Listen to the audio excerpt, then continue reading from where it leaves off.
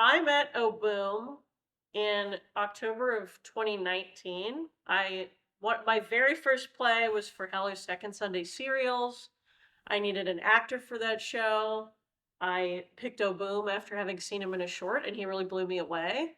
And I apparently really blew him away with my writing, and he said, "I have this idea," and that's where it started. And then we spent several months researching. He had all of these ideas for scenes that he wanted to write. I did some research and had some ideas for scenes I wanted to write. And then in the matter of just a couple months, we turned out that first script. And then we had the show was produced in March of 2020, uh, right before COVID.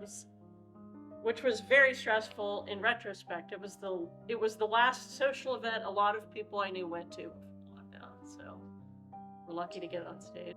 I'm so proud of what we did the first time, but it was very scrappy. It was very like we're just figuring out how to do this as best we can. And this time it feels like we have a lot more resources. This is really us getting to do the show the way we originally envisioned it. And there's a lot of elements that I'm really excited about that we didn't have the first time. Like, I love that everyone is doubling parts. I think there's a lot of resonance in that, and we weren't able to do that last time. Um, Believe it or not, the cast size is a little more manageable this time. There's only 36 of us. There were 54 last time.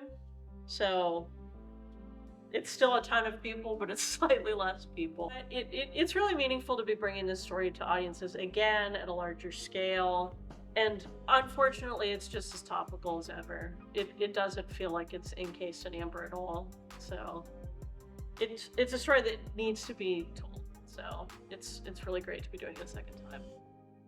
And I've loved doing shows at smaller spaces, but I feel like even to have the legitimization of having a show at the PAC, I think that innately draws even more people to the show that might not normally be exposed to it if it were in a place like Studio 308 or the Equality Center, that are wonderful spaces, but that have more of a sort of DIY feel to them.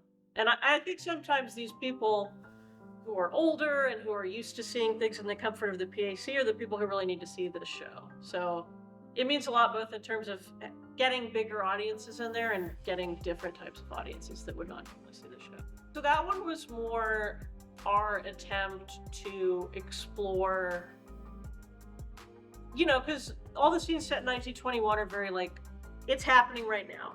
And all the scenes set in the present are like, we're reflecting on a thing that we were not part of. And the purpose of Top Gunners is that we have people who are reflecting on something that they were a part of. So that's kind of sitting at this midpoint, and it's representing how do we not only reckon with history, but how do we reckon with our own past actions? And in Clyde and Harley, you see two people who have moved through that event in very different ways, and one of them has been really undone by his actions and doesn't know how to move forward from that, and the other has had this prestigious military career and has like taken that impulse and honed it into something that has made him successful. That one is interesting because it's more reflective than anything, and it's sort of holding this tough question of, some of us have ancestors who did things like that, and what must it feel like to have to reflect on those things? I think when we're confronted with things about our history that we didn't know, we can feel defensive about them, and I say that especially as a white person. Um, it can feel challenging to hold the truth of that without feeling implicated by it.